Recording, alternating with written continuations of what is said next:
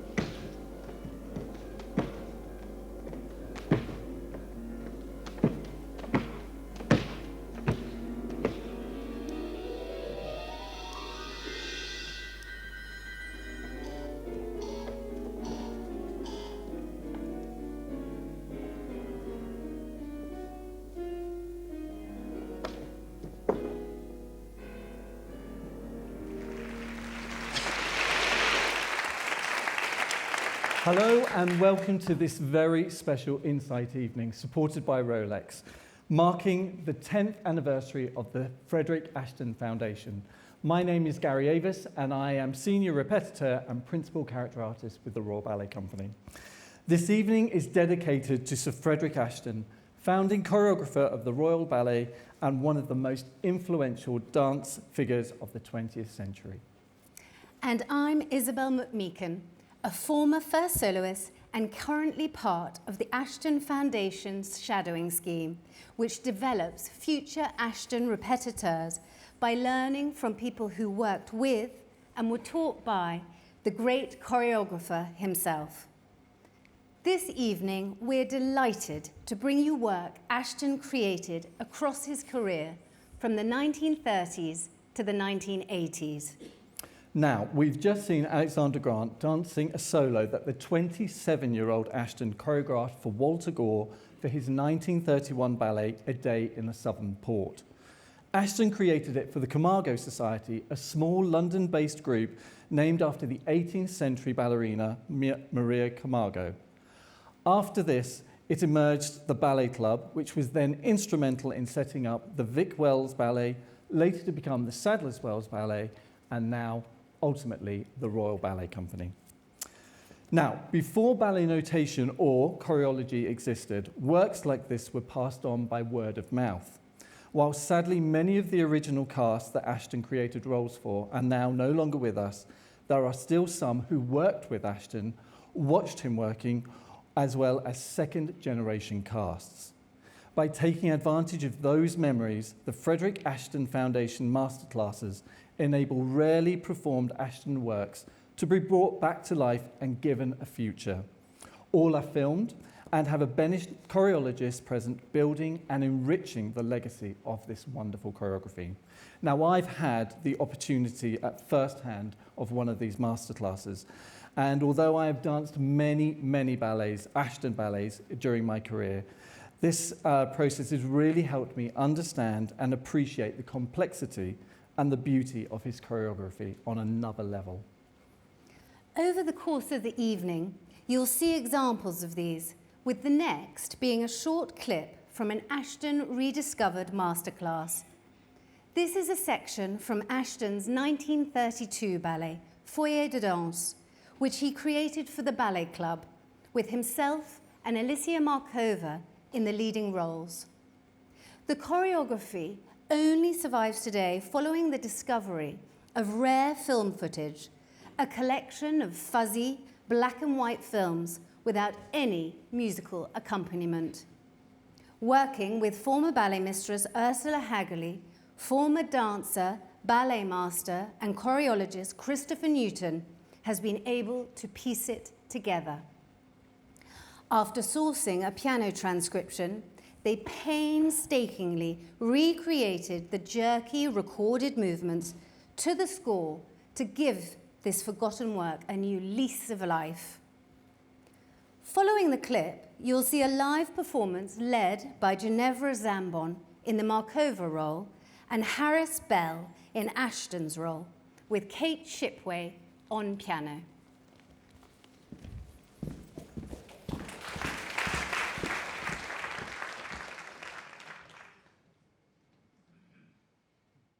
Shall we start?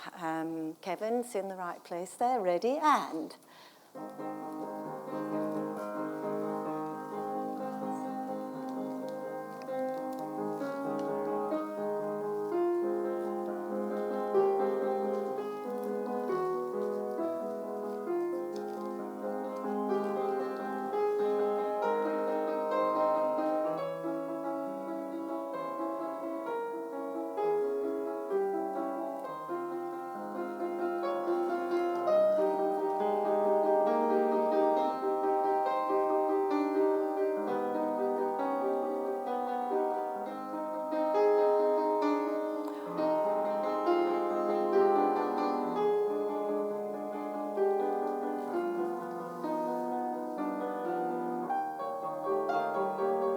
All right, let's just wait there a minute, stop there a minute, that's good.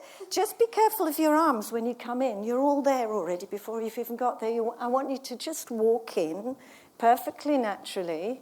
And when you get there, it wants you just get there in time for doing that port de bras as you come in. Can we just see that a minute? So he's just told you to get, he's made a very definite movement to the prima in the middle there. And he said, I want you right here. And as that happens, you come in. And I think what we'll do is start right back here. And you come down stage here. Because what happens, I noticed on the film, there's one little lady that goes, start coming in. And you go, oh, goodness me, that's where I'm supposed to be. Yes? Okay, so you do a little run forward there. So there's lots and lots of little moments which we haven't really had time to put in yet, okay? So shall we, before we do with music, come to the bit where you start raising your leg in the arabesque. The first one, yes. So what I want you to do is I want you to really milk that moment of the leg coming up because you're getting there so quickly you've got nowhere to go and then it looks all wrong in those costumes and the style, yes? So you want to really milk that moment very slowly up to 90 degrees. And then just a little bit beyond, and when you can't go any further, start to sink into that demi-plie, and it's beautiful. There, that's too high. Make more of a meal of the lengthening there, yes?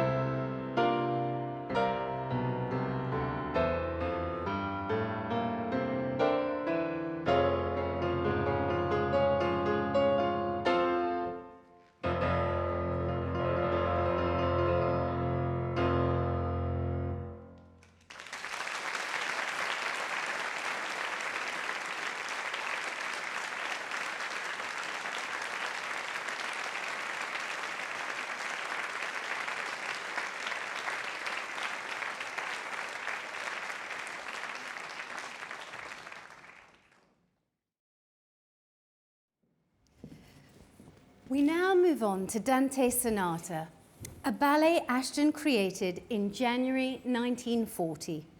His response to the Second World War.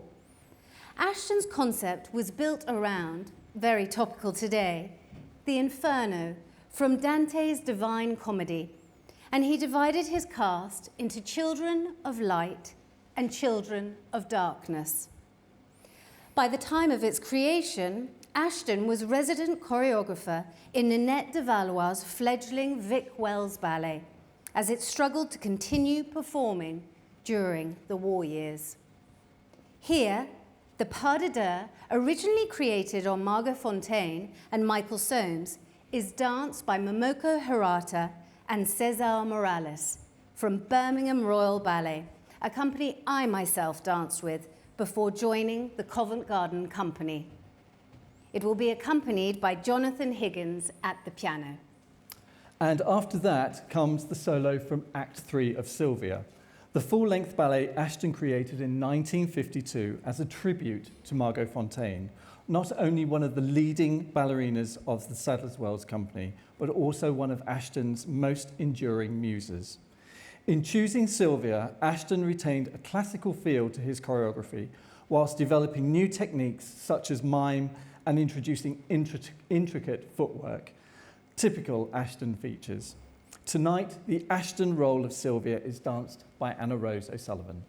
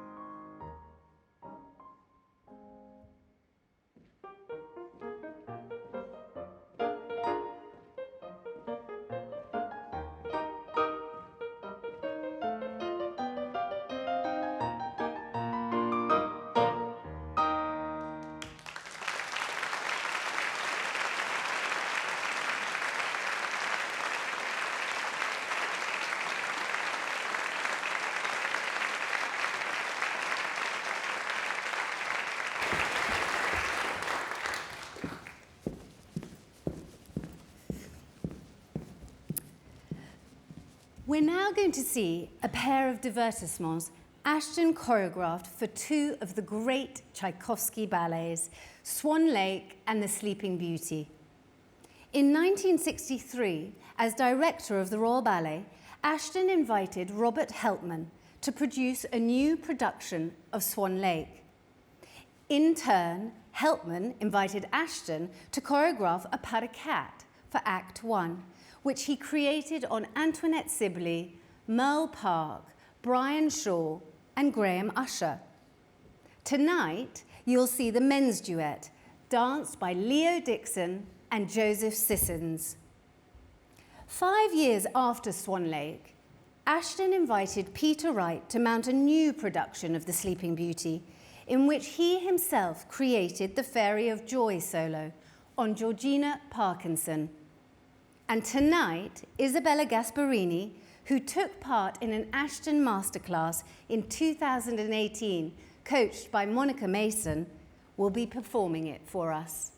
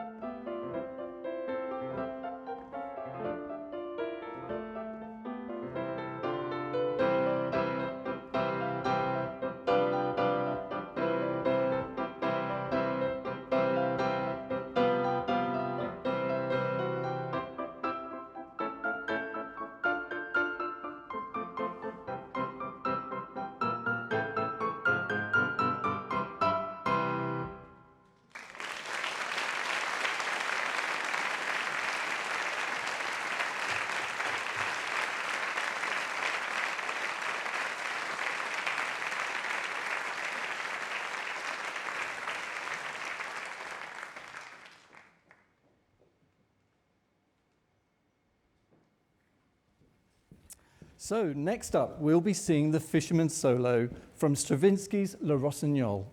In 1981, the Metropolitan Opera in New York mounted a new production with designs by Hockney inspired by East Asia. They commissioned Ashton to create the choreography for guests Natalia Makarova and Anthony Dowell, who would perform alongside the sung roles of the Nightingale and the Fisherman. In the Fisherman solo, danced by Matthew Ball this evening, Ashton creates movements to reflect the Eastern flavour of Hockney's designs. In the Rossignol master clip you see beforehand, Anthony and Jane Pritchard, the curator of dance at the V&A, discuss the circumstances of the premiere, the importance of choreology, and how Anthony pulled the piece together.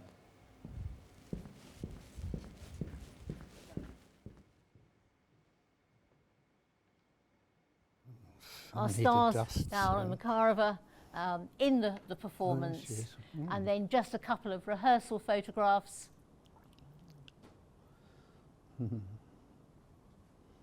with Sir Fred. So this is the London aspect of the rehearsal process. So, yes, do you want to just say a little bit more about how it was made, and then we'll go into the masterclass? Well, we knew that Sir Fred, although he was adulated in New York and loved New York, for some reason he wasn't going to come. I think Jane said he was involved with Illuminations here. That's right. They premiered on the revival of Illumination for the Royal Ballet, premiered on the same day as Rossignol in New York. And Sir Fred could not be in two places at once. Yeah, so I think Fred, from John Dexter, the director, had certain notes about it, but we created it in a studio, in the old studios in Barons Court. And on the last rehearsal, Dina Makarova, Natasha's great friend and personal assistant, filmed it in the studio. And then we went to New York, and then we were confronted with the set and the trees and all that. Out of all the ballets I've danced, some are very indelibly etched in your brain and muscle memory, and some aren't. And Rossignol is one of those that isn't etched in my brain. I was asked to revive a solo for Stephanie Jordan at the Roehampton Institute, and there were some very poor quality films. In those days, a camera would be in the grand tier, say at the Opera House or at the Metropolitan Opera House, and by the time you saw the film, we were about that size, and they were very poor quality. But I somehow managed to get the solo. But the pas de deux was very hard, and I thought that had gone and lost beneath the waves. I remembered this film, and we went on a great, once I knew this masterclass was happened and we only had the solo, I thought, well, probably we'd lovely if we could get the pas de deux together. And we went on this search, phoning Dina Makarova, where was this film? I remember taking this cassette to New York, giving it to the opera ballet master. I phoned him in New York, he said he gave it back to me, we couldn't find it. And at the back of a cupboard, I had a series of tapes that I gave to Bennett, who has made this film possible, and blow me down, it came to light, this film. It was rather like the Holy Grail, and it's a film of our last rehearsal. Not great quality, but you can see the pas de deux, and with the great help of Gary Avis, who's a ballet master and is a character principal of the Royal Ballet, and Lorraine, a most wonderful choreologist. They have been my helpers. I couldn't have done it without them, because now with modern technology, everything is put onto tablets, and there they are taking it off. I'm a dinosaur technologically, so I really couldn't have done without them. So I do what I can, and I chip in when I can with memories, and sometime I'll remember something. What happens over the years is that this film was taken when it was first created. When you get to performing it, things change, you develop things. So I might remember something that actually isn't clear on the film itself. So it's a sort of collaboration of my memory and Lorraine has been brilliant in doing the score with Michael, our pianist, and actually nailing it on the music, because it's quite a tricky score. Most of it's done to, well, I dance to the voice of the Fisherman, and the Nightingale is to a soprano.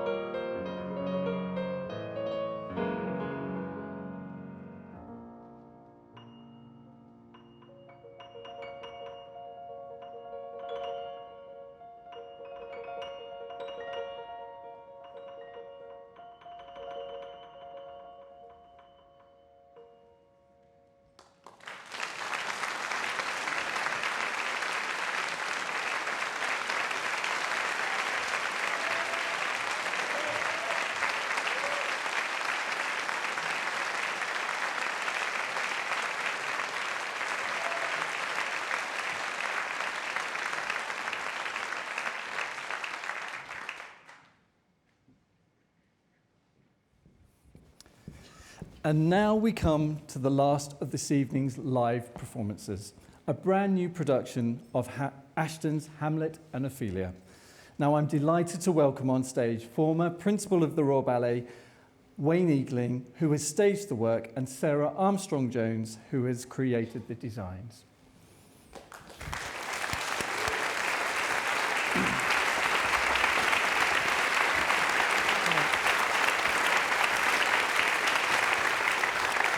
Good evening. How lovely to have you here. It's brilliant. So Wayne, a little bird tells me that Ashton created the roles for Margot Fonteyn and yourself.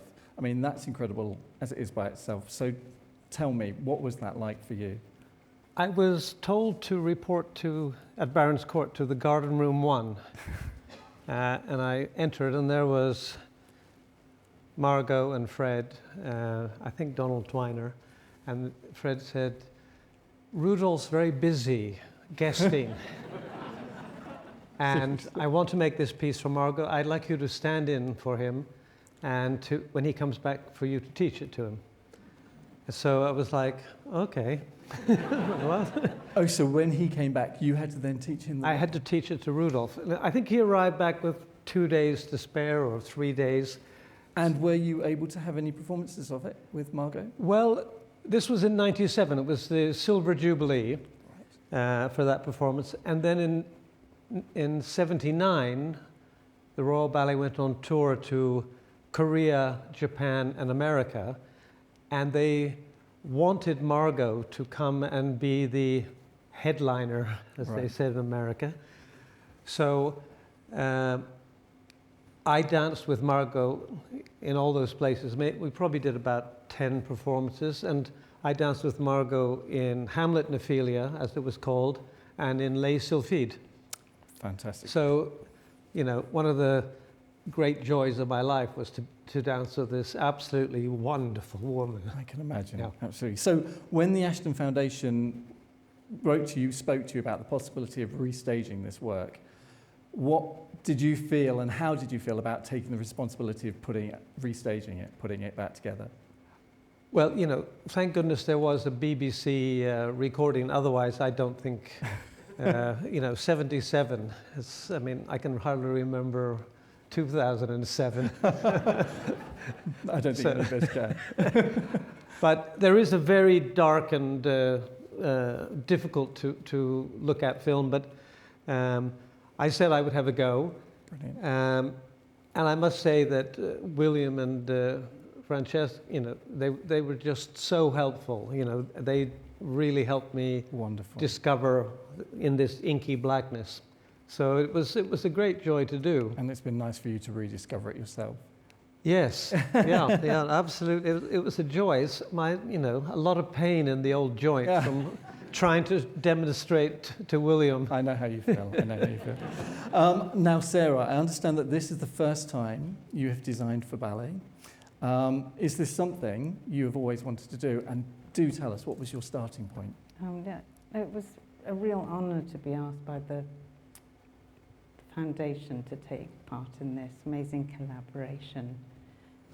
I've really enjoyed it, and I think I would listen to the music, immerse myself in the music, and I watched the film, very murky film.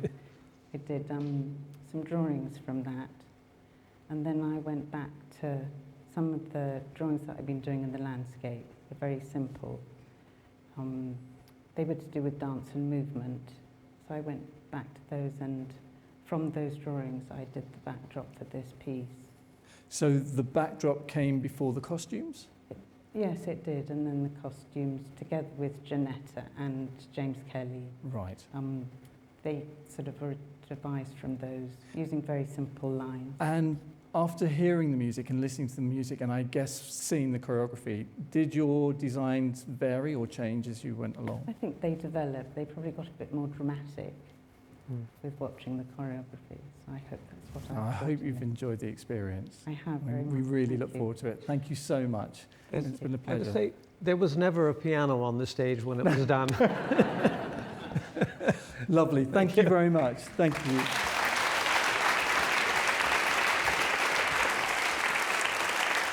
Now, Hamlet and Ophelia will bring the first part of this evening to a close, and after the interval will be a screening of a new film by Lynn Wake.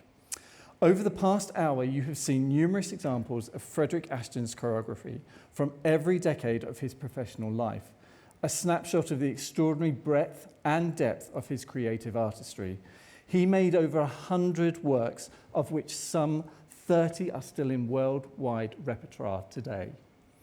Through the Frederick Ashton Foundation, some of this great choreographer's lesser-known works have been given a new lease of life, and the Foundation continues in its aims to encourage and develop the next generation of repetiteurs, ensuring the choreographic legacy of Ashton has been left behind to us can be preserved for future audiences to enjoy.